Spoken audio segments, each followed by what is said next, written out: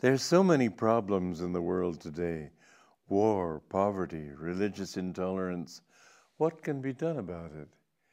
Well, the first thing to understand is that the primary responsibility the universe has placed squarely in your own lap is you.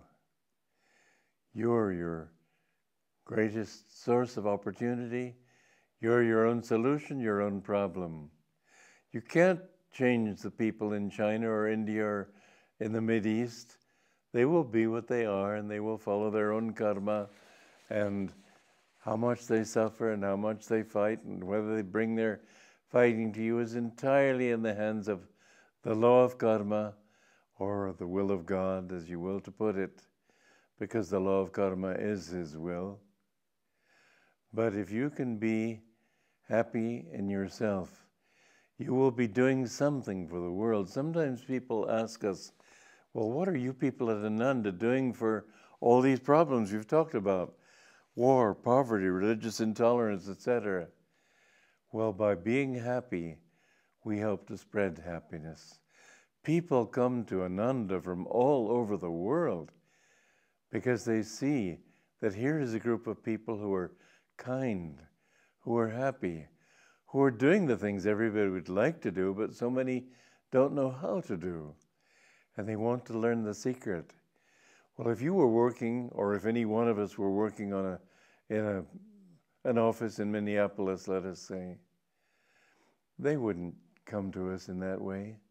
It's when you get a group of people living together that the example begins to gather a certain critical mass, and it reaches far beyond its own boundary.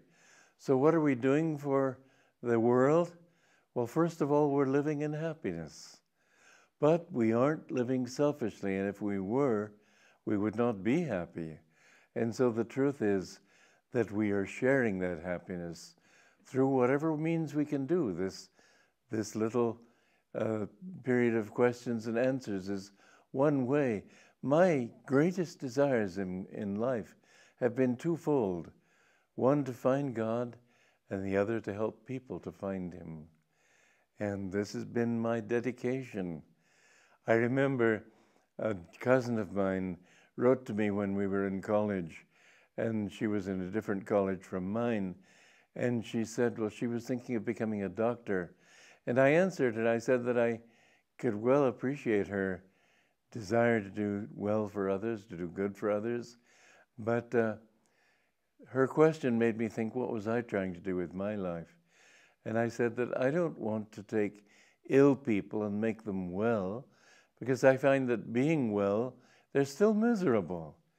I wanted to take well people and help them become better.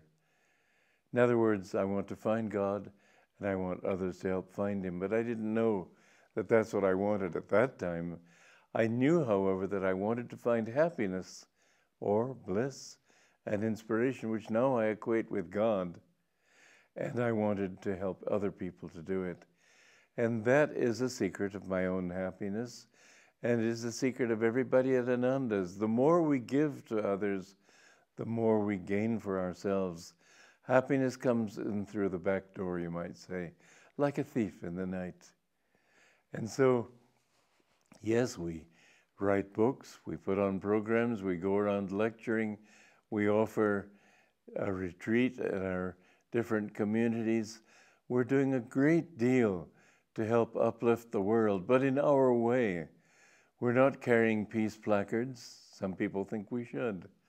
We're not trying to help people with soup kitchens. Some people think we should. We're not trying to work on people's religious beliefs. We just say that this is the truth and it's universal.